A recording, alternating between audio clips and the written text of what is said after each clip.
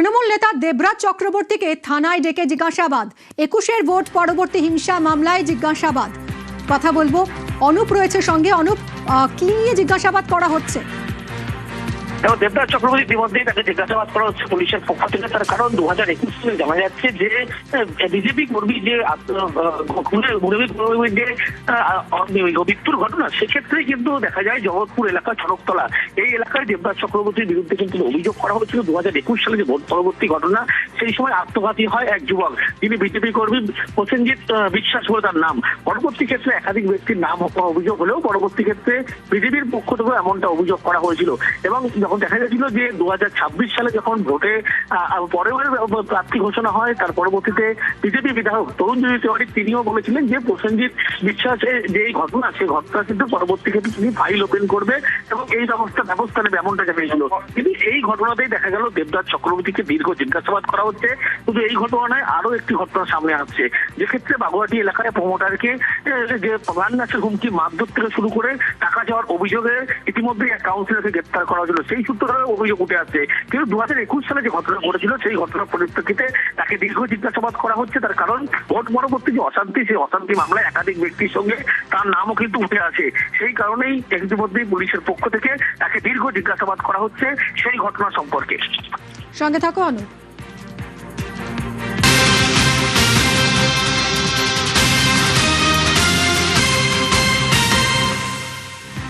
এর আগে বাগুইয়াটি থেকে দেবরাজ চক্রবর্তী ঘনিষ্ঠ তৃণমূল কর্মী অমিত চক্রবর্তীকে গ্রেফতার করে বাগুইয়াটি থানার পুলিশ। তার বিরুদ্ধে প্রমোটারকে মারধর এবং হুমকির অভিযোগ রয়েছে।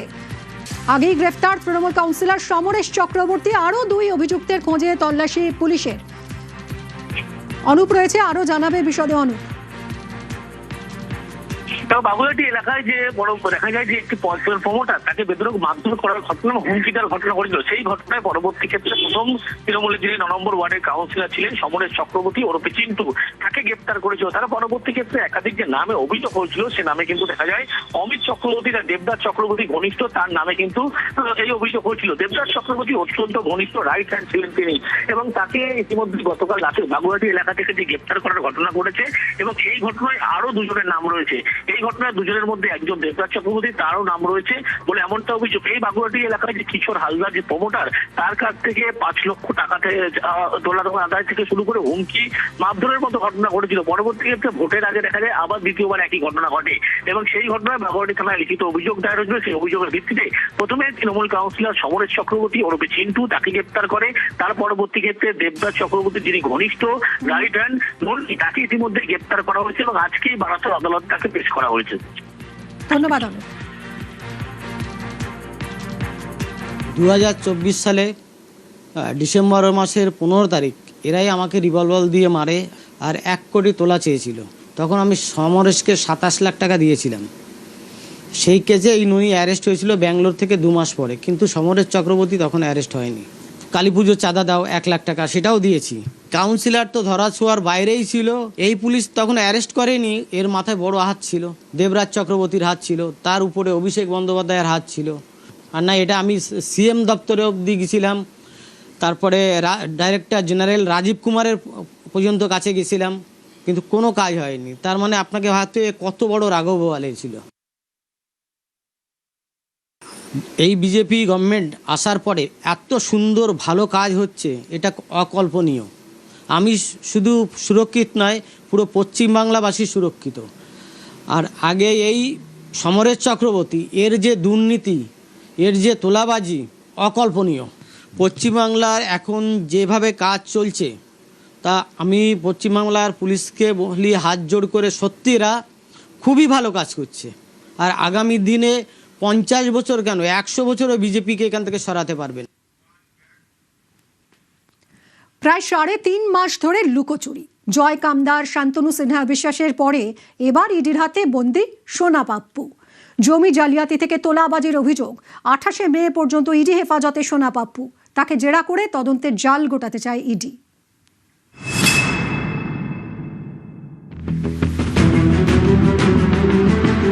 ইডির হাতে সোনা। জয় কামদার, শান্তনু সিনহা বিশ্বাসের পর এবার ইডির হাতে সোনা পাপ্পু। জমি জালিয়াতি ও তোলাবাজির অভিযোগে সোমবার বিশ্বজিৎ পোদ্দার ওরফে সোনা পাপ্পুকে গ্রেফতার ইডির।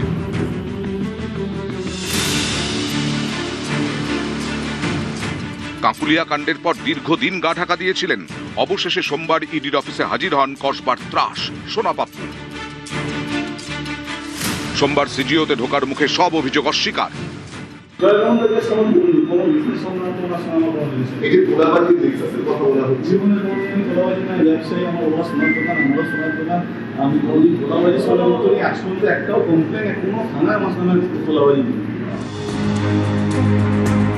তবে শেষ রক্ষা হয়নি। দীর্ঘ 10 ঘন্টার ম্যারাথন জিজ্ঞাসাবাদের পর সোনা পাপ্পুকে গ্রেফতার করে ইডি। তার বিরুদ্ধে তোলাবাজি, এলাকা দখল, বেআইনি নির্মাণ থেকে গুন্ডাগিরির অভিযোগ রয়েছে। মঙ্গলবার সকালে বিধাননগর মহকুমা হাসপাতালে সোনা পাপ্পুর ডাক্তারি পরীক্ষা হয়। জিজ্ঞাসাবাদের আগে সোমবার নিজেকে নির্দোষ দাবি করলেও গ্রেফতার হতেই চুপ। মঙ্গলবার সংবাদ মাধ্যমের একাধিক প্রশ্নের সামনে রা কাটেননি সোনা পাপ্পু। তাকে দেখে চোর চোর স্লোগানও দেয় জনতা।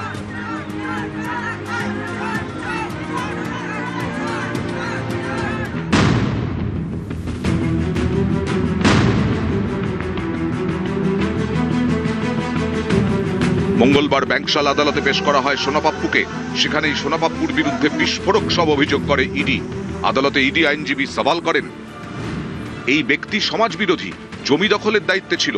শান্তনু সিনহা বিশ্বাস ও জয় কামদারের হয়ে কাজ করত। জোর করে খুব কম দামে জমি বিক্রি করতে বাধ্য করত। পুলিশের এফআইআরে নাম ছিল, ইসিআইআরেও নাম আছে। বাড়িতে তল্লাশিতে বেআইনি আগ্নেয়াস্ত্র মেলে। স্ত্রীর নামে অস্ত্র কিনেছিল জয় কামদারের থেকে। 30টি বেআইনি সম্পত্তি আছে এদের নামে। কসবায় 7 কোটি টাকার সম্পত্তি 1.5 কোটি টাকায় কিনেছিল। তদন্তে অসহযোগিতা করেছেন বারবার, সমন পেয়েও আসেননি। 2 কোটি 14 লক্ষ নগদে জমা পড়েছিল এসপি কনস্ট্রাকশন সংস্থার নামে। অন্য সংস্থায় জমা পড়ে 15 কোটি টাকা।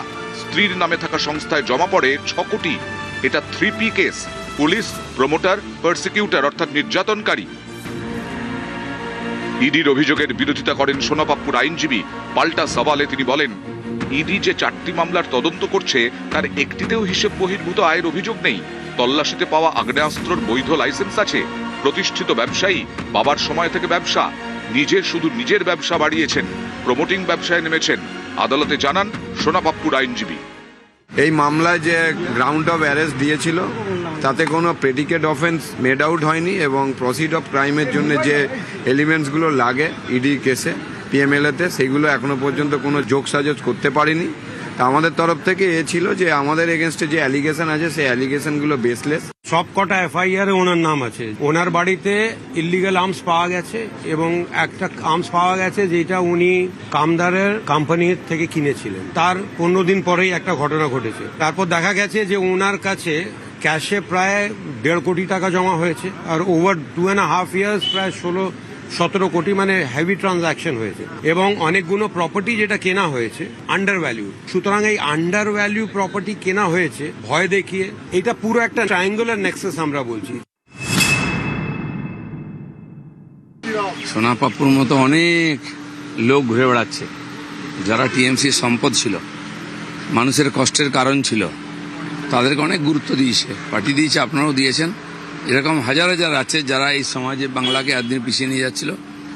আইন আছে, সবার বিচার হবে। আমি তো পাবলিককে বলবো, যদি কোনো ঘটনা ঘটে থাকে আপনার সঙ্গে, আপনি কমপ্লেন করুন, তার সুবিচার পাবেন। জয় কামদার, শান্তনু সিনহা বিশ্বাস, সোনা পাপ্পুর এই নেক্সাসে আরো কে জড়িয়ে? কতদূর বিস্তৃত এই চক্র? পিছনে বড় মাথা কারা? সোনা পাপ্পুকে হেফাজতে নিয়ে সেই সব প্রশ্নেরই উত্তর খুঁজছে ইডি। নিউজ 18 বাংলা।